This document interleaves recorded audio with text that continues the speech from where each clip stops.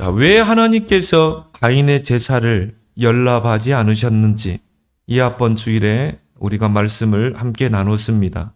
바로 희생제사, 피 없는 그런 종교적인 제사를 드린 것입니다. 히브리서 11장 4절에 그 예물이 증거하고 있다. 아벨은 피 있는 제사, 가인은 피가 없는 제사를 드린 것이죠. 하나님께서 범죄한 아담과 하와에게 창세기 3장 15절에 여자의 후손을 약속하셨습니다. 장차 구원자를 이 땅에 보내실 것이라는 약속이죠. 그 구원자가 이 땅에 여자의 후손으로 와서 어떻게 구원을 이룰 것인가? 어린 양을 희생시켜서 가죽옷을 지어 입히시니라. 바로 그 희생시킨 어린 양의 가죽을 벗기고 피 묻은 가죽을 그 죄로 말미암아 수치가 된 더럽혀진 그 몸을 가죽옷으로 가려주신 것입니다. 그때부터 이제 피제사가 제정됩니다.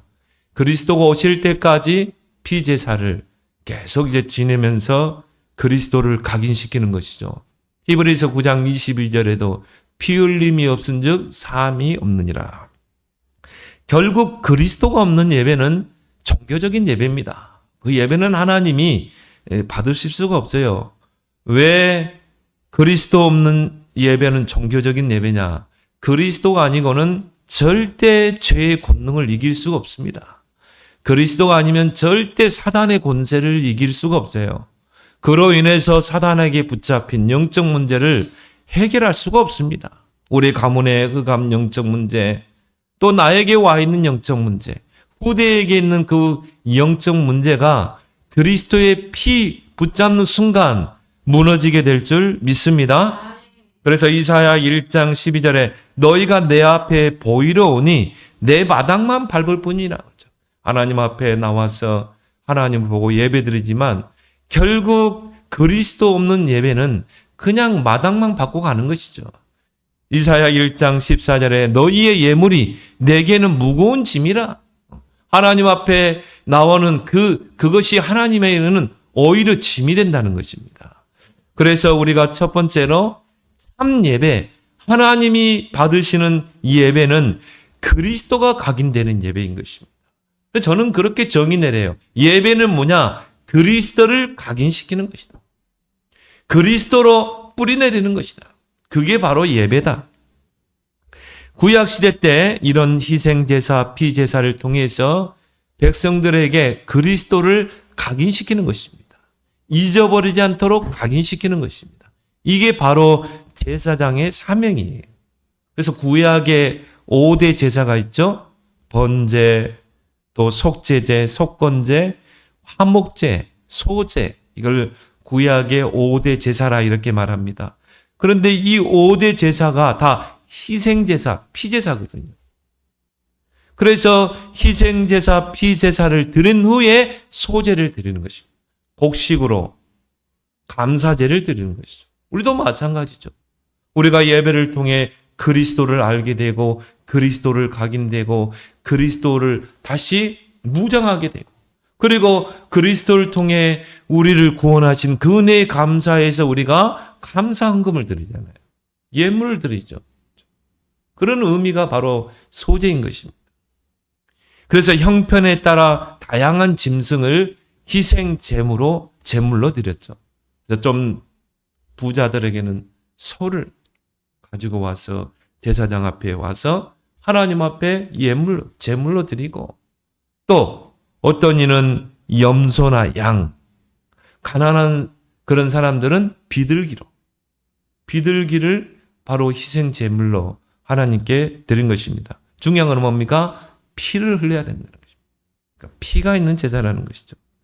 그래서 제사장이 백성들이 보는 앞에서 백성들의 모든 죄를 이 희생 제물에 전가를 시킵니다. 그럼 내 죄가, 백성들의 죄가 이 희생 제물에 전가되는 거죠. 그리고 뭡니까?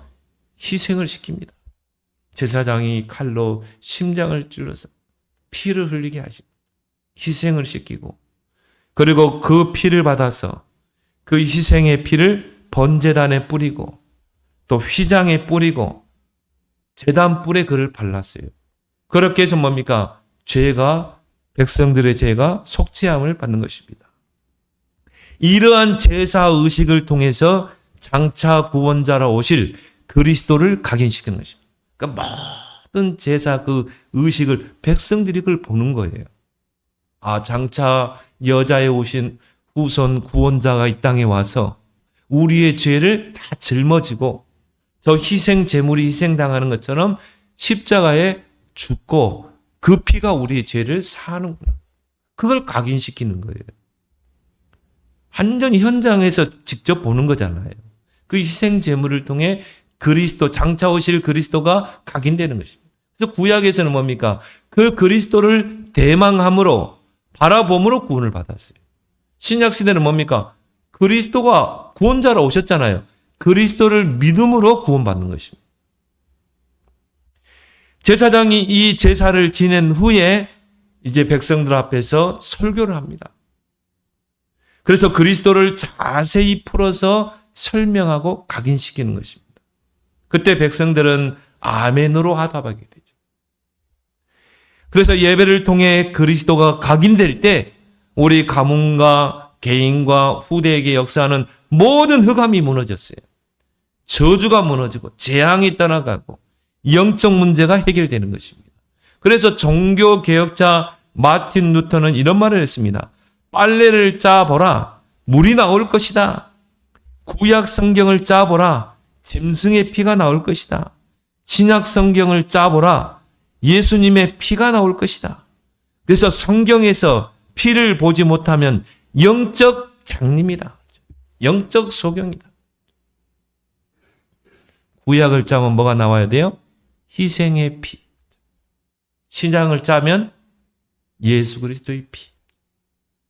그래서 레위기에서 보면요, 이런 희생제사 피를 흘리는 희생, 그 피를 제단에 뿌리고 휘장에 뿌리고 제단 뿔에 바르고 그런 것들이 많이 나와요. 그래서 구원받지 못한 불신자가 성경을 읽다가요, 뭔 놈의 이 성경은 이런 소 잡고 양 잡고 염소 잡고 완전히 이런 사람들이 그걸 성경을 덮었다는데 거기에요 굉장한 메시지가 있는 것입니다. 그래서 그 레위기서를 가지고 백성들에게 그리스도를 각인시킨 거예요. 그 속죄제를 통해서 번제를 통해서 그리스도를 각인시키는 것입니다. 창세기 26장에 이삭이 받은 축복을 쭉 나열하고 있죠. 그래서 이삭은 모리아산에서 그 번제 사건을 통해서 그리스도가 각인된 자예요. 왜? 자기 자신이 번제물이 됐잖아요. 번제물은 소나 양이나 염소나 비둘기 이런 것이 번제물, 희생제물이 돼야 하는데 자신이 번제물이 됐잖아요. 자신이 번제단 위에 제물이 됐다 이 말이에요. 그래서 그 아브라함이 그 희생제물의 심장을 찔러서 피를 내고 그 피를 제단 뿔에 발랐는데 그 희생제물, 번제물이 이삭이었다니까요. 그 아브라함이 직접 잡으려고 했잖아요. 근데 하나님이 스탑시켰죠. 아브라함아, 네 칼에서 이삭에게서 네 칼을 떼라. 네가 정말 여호와를 경외하는 것을 내가 봤다고 그랬잖아요. 이삭이 자신이 번제물이 되고 희생제물이 돼서 거기서 그리스도를 각인된 거예요. 그래서 이삭은요 평생 동안 그리스도가 각인된 자예요. 그래서 이삭을 한번 보세요. 한 해 농사 100년의 축복을. 한 해 농사를 지으면 100년의 축복을 누렸어요.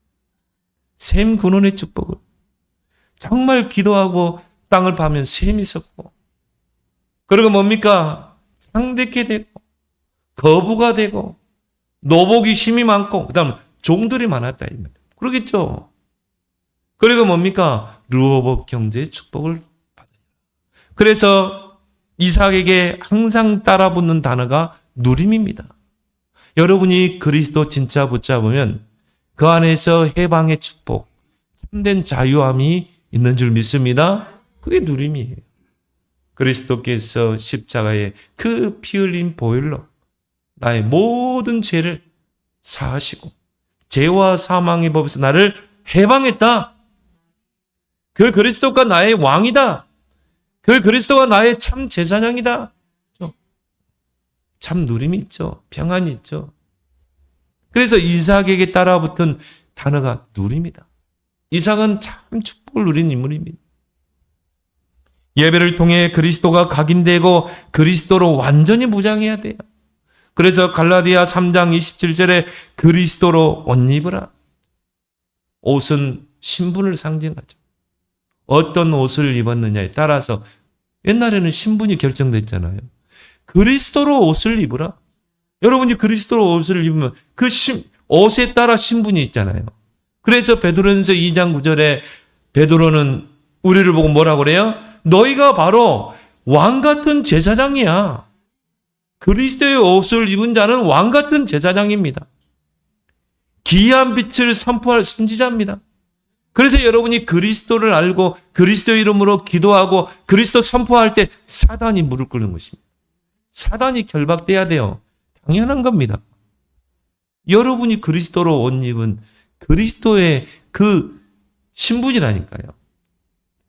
왕 같은 제사장이라니까요. 여러분이 그리스도 알고 그리스도의 이름으로 기도하고 선포할 때 모든 저주 재앙이 떠나가는 것입니다. 모든 영적 문제가 무너지는 것입니다. 여러분 만나는 사람이 그리스도의 빛을 비춰지고 구원받는 역사가 일어나는 것입니다. 그래서 모든 흑암 저주 영적 문제가 무너지는 거죠. 가는 곳마다 그리스도로 승리하는 삶을 살게 되는 줄 믿습니다. 왜? 그리스도께서 승리하셨기 때문에. 그게 부활이죠. 그래서 예수님이 십자가에서 사탄의 권세를 깨뜨리고 승리하신 거예요. 그래서 우리가 우리 영화 많이 나왔잖아요. 늘 고통당하는 예수. 십자가에 처절하게 막 못 박히고. 그래서 그 예수라는 영화 보니까요. 와, 그거를 리얼하게 막 표현하더라고요. 못을 막 대못을 받고 옆구리에 창을 찌르고 막 채찍으로 막 치는데 피가 튀고. 물론 우리 죄를 위해 십자가에 고난당하신 우리 죄를 속죄하기 위해서 그런 제사장 되신 그리스도의 일도 하셨지만 저는 그보다 더 큰 게 저는 왕의 일을 하신 그리스도거든요. 그 십자가가 사탄의 권세를 깨뜨렸잖아요. 죄의 권세를 깨뜨렸잖아요. 사망 권세, 지옥 권세를 깨뜨렸잖아요. 승리하신 그리스도, 왕 되신 그리스도, 지금도 부활하셔서 만왕의 왕으로 이 역사를 주관하시고 통치하시는 그 그리스도가 강조돼야 되는 것이에요. 처절하게 십자가에 피 흘리시고. 그래서 여러분 그 성당에 한번 가보세요. 마리아는요 흰색으로 탁 해가지고 거룩하게 보이는데 그 예수 봤습니까? 완전히 십자가에 막 못 박히고 그 예수는 아예 검은 상으로 했더라고 보니까 처절하게 피 흘리고 그렇게 해서 어떻게든 그리스도를 약화시킵니다. 그 캐톨릭 중세교회 성화 한번 봐보세요. 마리아가 예수를 딱 안고 있잖아요.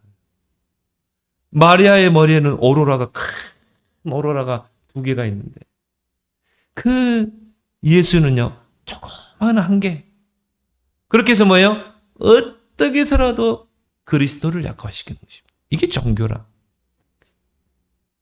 속지 말기 바랍니다. 만왕의 왕 되신 나의 제사장 되신 그리스도. 여러분에게 그 권세가 있다니까요. 왕 같은 제사장이라. 그래서 참 예배는 뭐냐? 그리스도가 각인되는 것이다. 구약시대 제사장이 그 짐승을 잡아서 희생을 시키고 각을 뜨고 그래가지고 번제단 위에 올리고 불로 태워서 하나님께 화제로 드리고 그 광경을 통해 그리스도가 각인되는 것입니다. 그 제사를 드리고 나서는 백성들 앞에서 제사장이 하나님의 말씀 토라를 가지고 뭡니까? 그리스도를 말하는 것입니다. 자, 우리가 아까 속죄제를 드렸지? 그 속죄제가 바로 장차 오실 그리스도야. 장차 오실 그리스도가 이 어린 양이 희생당하는 것처럼 그렇게 희생당하는 거예요. 그리고 그 몸으로 구원을 이루는 거예요. 이 어린 양이 피를 흘리고 희생당하는 것처럼 그분은 우리의 죄를 속죄하기 위해서 어린 양으로 희생당하신 것이다. 리얼하잖아요. 그렇게 해서 각인시키는 거예요. 근데 이걸 놓쳐버렸거든요. 나중에 어떻게 합니까? 형식적인 제사를 드려요. 그리스도가 없는 제사를 그냥 형식적으로 드리는 것입니다. 우리가 예배 드릴 때요. 정말 예배를 통해 그리스도가 각인돼. 그리스도로 옷 입어야 되는데. 그냥 형식적인 예배. 마당만 밟을 뿐이라. 이사야 1장 12절에 너희가 내 앞에 보이려 오니 내 마당만 밟을 뿐이야. 그냥 마당만 밟고 가는 거예요. 교회의 마당만 밟고 가는 거예요. 두 번째로 생명 없는 종교 생활에서 벗어나라. 가인은 하나님께 제사가 연락되지 않은 것에 분을 품게 됐죠. 그래서 어떻게 합니까? 그 동생 아벨을 돌로 쳐서 살인하잖아요. 그렇게 해서 여호와 앞에 쫓겨나게 되죠. 그런데 하나님께서 그 가인에게 구원의 기회를 줍니다. 뭘 줬습니까? 생명의 표를 주죠. 그래서 가는 유리 방황하면서 사람들이 해치지 못하도록 생명의 표를 줬어요. 그거는 뭘 말합니까? 끝까지 구원의 기회를 주신 거죠. 그러나 가인은 종교 생활의 범주를 벗어나지 못했어요. 그래서 오늘 읽은 본문에 가인의 후손들이 나옵니다. 철저하게 저주를 받죠. 여러분 종교 생활하면요. 후대들이 저주를 받습니다. 오늘 본문에 가인의 후손들의 이름이 나열되고 있습니다. 오늘 16절, 17절에 가인이 여호와 앞을 떠나서 에덴 동쪽 노 땅에 거주하더니 아내와 동침하며 그가 임신하여 에녹을 낳은지라. 가인이 성을 쌓고 그의 아들의 이름으로 성을 이름하여 에녹이라 했다. 아들을 낳았는데 그 아들의 이름이 뭐예요? 에녹이라. 여러분 같으면 하나님의 이름을 따겠죠. 그래서 엘이라는 단어를 써서 성을 이름을 짓겠죠. 근데 누구의 이름을? 아들의 이름을 따서 에녹성이라 지은 것입니다. 저는 그걸 보면서요. 이 가인이 하나님에게서 마음이 떠났구나. 그래서 구약의 모든 그 성이나 이름들을 보면 엘이라는 게 들어가요. 베델, 하나님의 집 그런 뜻 아닙니까? 그런데 아들의 이름을 따서 성을 지은 것입니다. 그 말은 에녹에게서 하나님을 향한 그 마음이 떠나버린 것입니다. 그리고 오늘 18절에 보니까 에녹은 이랏을 낳았다. 그 이랏이란 뜻이요 과시하다. 자기를 과시하고 하나님을 드러내야 되는데 자기를 과시하고 자기 이름을 드러내려고. 또 이랏은 무야엘을 낳고 무야엘이란 뜻이 하나님이 흔적도 없이 쓸어버린 자. 그러니까 뭔가 하나님에 대한 불만이 있죠. 하나님이 쓸어버린 자. 무야엘은 무드사일을 낳고 무드사일이란 뜻이요 지옥의 아들입니다. 아니 하나님의 자녀 이렇게 지어야 되는데 지옥의 아들. 지옥은 누가 가는 곳이에요? 마귀가 가는 곳이잖아요. 정말 불신자가 가는 곳이 아니겠습니까? 무드사엘은 라멕을 낳고 이 라멕이라는 그 이름의 뜻이 나는 강하다. 나는 하나님 없이 살 수 있어. 나는 강한 자야. 나는 슈퍼 히어로야. 그 라멕은 야벨을 낳고 야벨이라는 뜻은 가축을 치는 자의 조상이 되었고 또 그 아들은 유발이니 수금과 퉁수를 타는 자의 조상이 되었고 그래서 가인의 후손들은 문명을 발달시켰어요. 그래서 목축업을 발달시키고 또 여러 가지 음악을 발달시키고 도발 가인은 새로 여러 가지 기구를 만들었더라. 그래서 원어에 보면요 새로 무기를 만들었더라. 칼을 만들고 상을 만들고. 그럼 뭘 말합니까? 정복하겠다는 것입니다. 이 땅을 정복해서 뺏으려면 어떻게 해야 돼요? 칼과 창이 있어야 되겠죠. 그렇게 해서 어떻게 해요? 죽여야 되겠죠. 무참하게 성을 짓밟고 살육을 하고 뺏어야 되겠죠. 전쟁을 하는 것입니다. 뭔가 야욕을 부린 것입니다. 살인을 하게 되는 것입니다. 이런 살인 무기를 만들게 된 것입니다. 그 중에 라멕이라는 사람이 나오죠.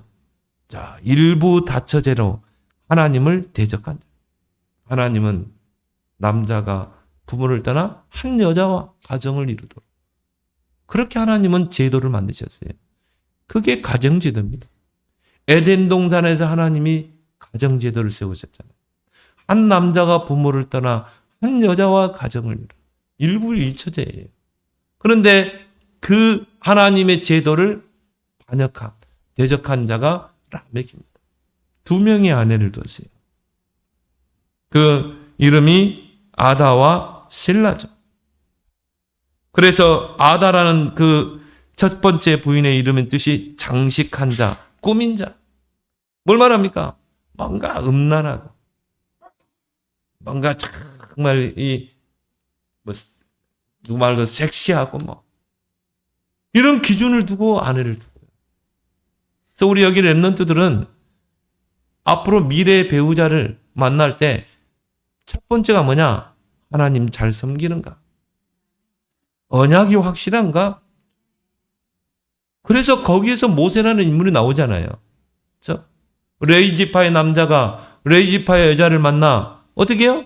모세를 낳은 것입니다. 그 인물이 시대적인 출애굽의 역사를 이루는 인물 아닙니까? 근데요, 이런 뭔가 세상 것으로 장식하고 치장한 이런 여자를 아내로 두게 됩니다. 그럼 어떻게 되겠어요? 그리고 자녀들은 어떻게 되겠냐 이 말이에요. 그래서 저는 그렇게 이야기합니다. 결혼은 전략이다. 결혼은 전략이에요. 전략적으로 보고 아내를 삼아야 되는 것입니다.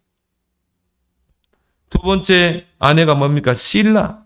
이름의 뜻이 어두움, 그늘, 그림자. 뭔가 어둠. 여러분 영적 문제인 사람들 얼굴 보면 어둡잖아요. 뭔가 그늘이 있고 뭔가 영적으로 시달리고 뭔가 정신적으로 시달리고 이런 여자를 아내로 뒀다니까요. 23절에 한번 봅시다. 23절에 보니까 라멕이 아내들에게 이르되 아다와 실라여 내 목소리를 들으라. 라멕의 아내들이여 내 말을 들으라. 나의 상처로 말미암아 내가 사람을 죽였고 나의 상함으로 말미암아 소년을 죽였도다.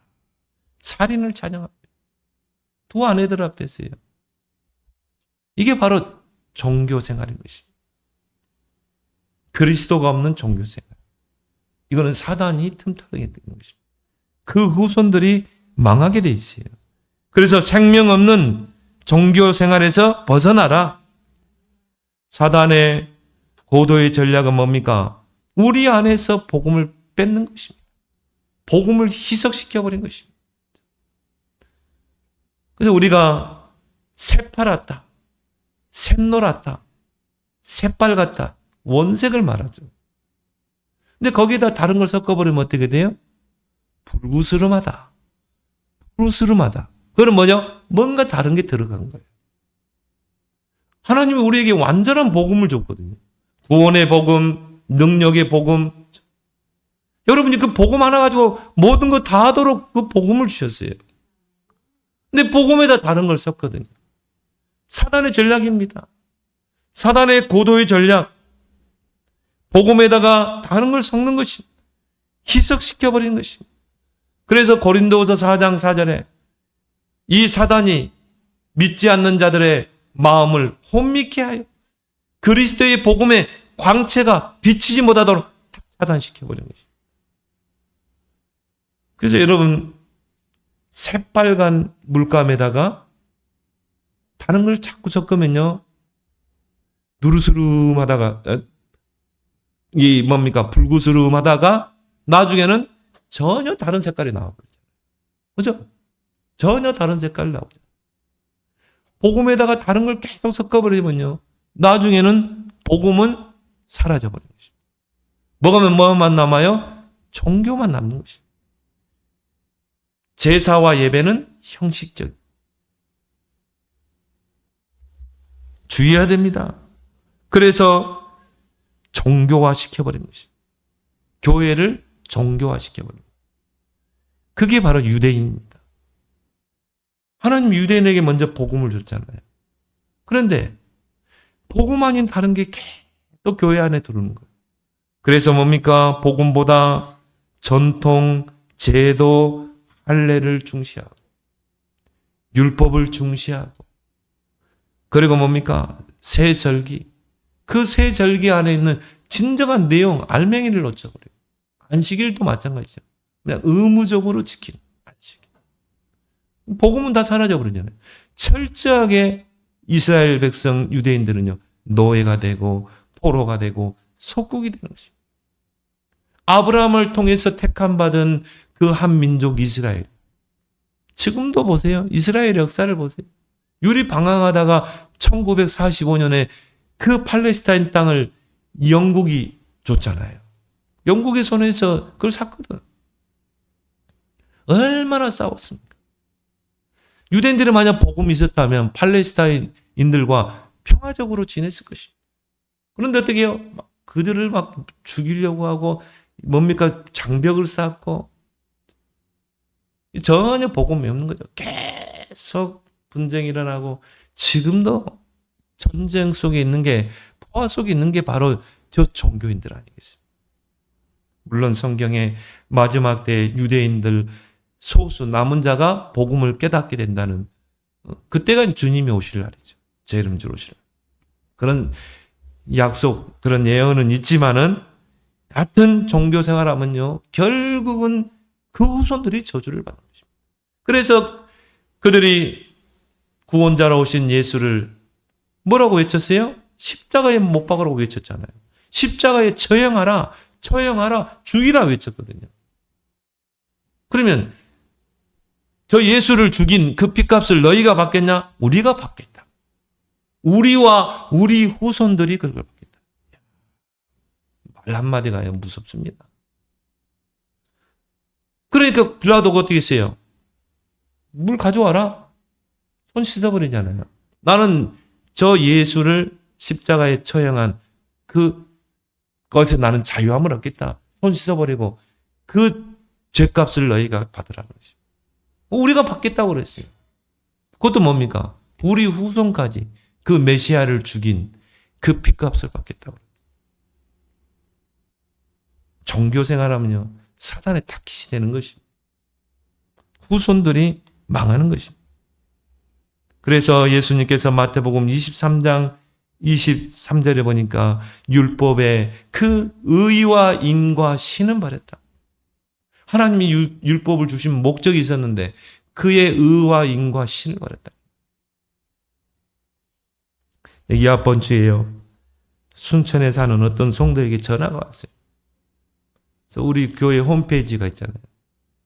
거기 제가 수요 예배 때 웨스터민스터 서유리 문답을 제가 설교한 적이 있거든요.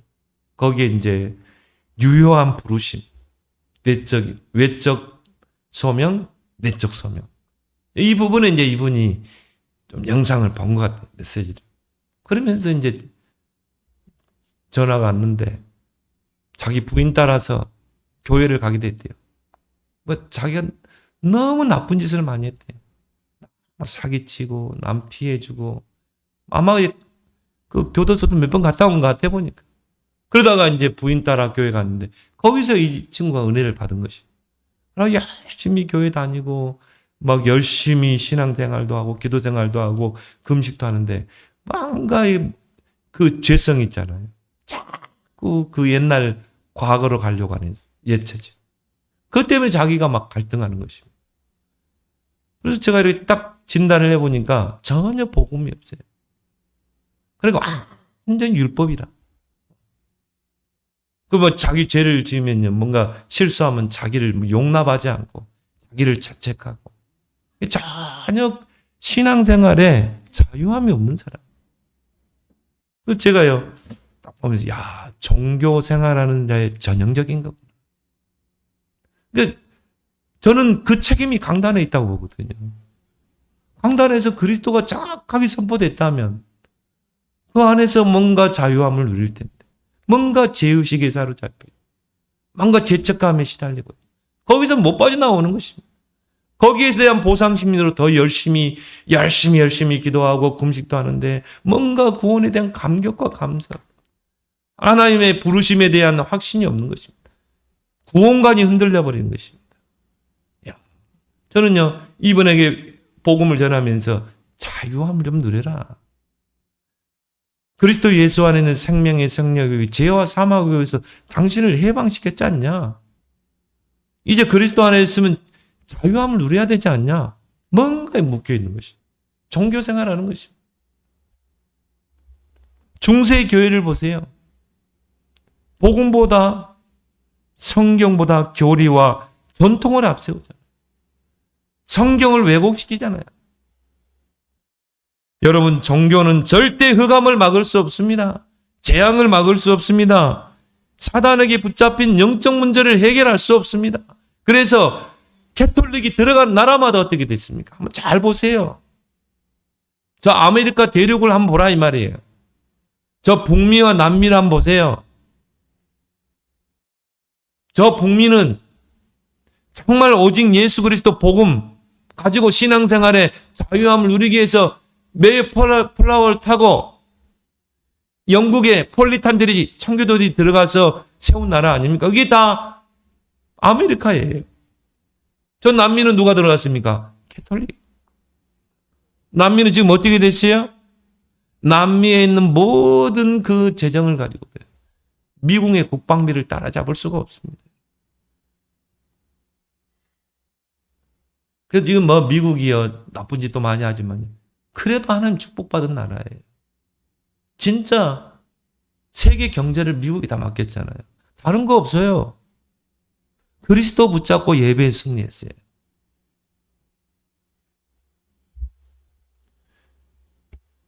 갈라디아 1장 8절에 우리가 너희에게 전한 복음 외에 다른 복음을 전하면 저주를 받을지어다. 생명 없는 종교 생활에서 벗어나는 여러분 되길 바랍니다. 세 번째는 뭡니까? 종교의 망대를 무너뜨려라. 우리 안에 종교의 망대가 있거든. 그럼 철저하게 무너뜨려야 돼요. 복음 아닌 다른 것 철저하게 무너뜨려야 돼요. 종교는 철저히 나 중심입니다. 나의 의를 강조하죠. 그러나 복음은 하나님 중심, 하나님의 의를 강조합니다. 예수 그리스도를 통해 이루신 그 하나님의 의가 내게 전가된 거지 여러분이 의로워서 의인이 된 게 아니라 이 말이에요. 우리가 우리 자신을 볼 때는요 절대 의롭지 않잖아요. 여러분이 석가보다 더 정말 인격이 더 높습니까? 그러지 않잖아요. 그런데 하나님은 여러분을 의인이라 칭해 주는 것입니다. 하나님의 의가 내게 임한 거예요. 내가 선행을 하고 공덕을 하고 해서 내가 의로워진 게 아니라 이 말이죠. 로마서 3장 21절에 율법에 하나님의 한 의가 나타났으니 곧 예수 그리스도를 믿음으로 말미암아 모든 믿는 자에게 미치는 하나님의 은이 차별이 없느니라. 하나님의 의가 내게 임한 것이다. 그렇죠? 아담과 하와는 자기의 범죄로 죄로 말미암아 더럽혀진 그 수치를 가릴 수가 없어요. 그래서 하나님이 가죽옷을 입히신 거예요, 아니겠습니까? 하나님의 의가 내게 임해서 죄를 덮어준 거죠. 그래서 여러분을 죄 없다고 칭해 주는 것입니다. 이신칭이라고 그러죠. 그래서 저와 여러분들은 의인인 줄 믿습니다. 왜 우리가 죽으면 천국 가요? 의인이기 때문에. 죄인은 갈 수 없어요. 의인만 가지. 종교를 통해 복음을 모르도록 속이는 그 강한 자를 결박하라. 그래서 종교인들의 특징이 있습니다. 마태복음 12장 43절 45절에 예수님이 말씀했죠. 자, 종교의 특징이 뭡니까? 종교의 특징, 종교인의 특징, 철저하게 비고 소재되고 수리됐잖아요. 그게 종교의 특징이에요. 그래서 종교인들은 뭡니까? 야, 비워. 네 안에 욕심을 비워. 네 안에 욕망을 비워. 그래서 명상도 하고 참선도 하고 비우라는 거예요. 뭔가 집착하는 거 비워. 네 마음을 깨끗하게 해. 그리고 양심대로 살아. 굉장히 좋은 말입니다. 근데요, 사단이 7배로 들어가 버리잖아요. 저는 그걸 정신병원에서 확인했어요. 그럼 명상 운동하다가 정신병원에 들어온 사람 많습니다. 그래서 고린도후서 10장 4절 5절에요. 사단이 견고한 망대를 세워버리는 것이에요. 사단이 우리 마음에 종교의 망대를 세우세요. 복음만 싹 모르도록 속이는 것입니다. 그래서 우리 안에 이런 종교적인 성향을 무너뜨려야 됩니다. 종교적인 성향이 뭡니까? 나중심. 하나님을 찾으면서도 나중심. 나 중심으로 선택하고 판단하고 나 중심으로 정죄하고. 그래서 바울이 갈라디아 2장 20절을 말한 거죠. 나는 그리스도와 함께 죽었어. 이제 내 안에 그리스도가 주인이야. 이제 내가 이 땅을 사는 것은 오직 그리스도를 위해 사는 거야. 우리 안에 종교적인 성향을 무너뜨려라.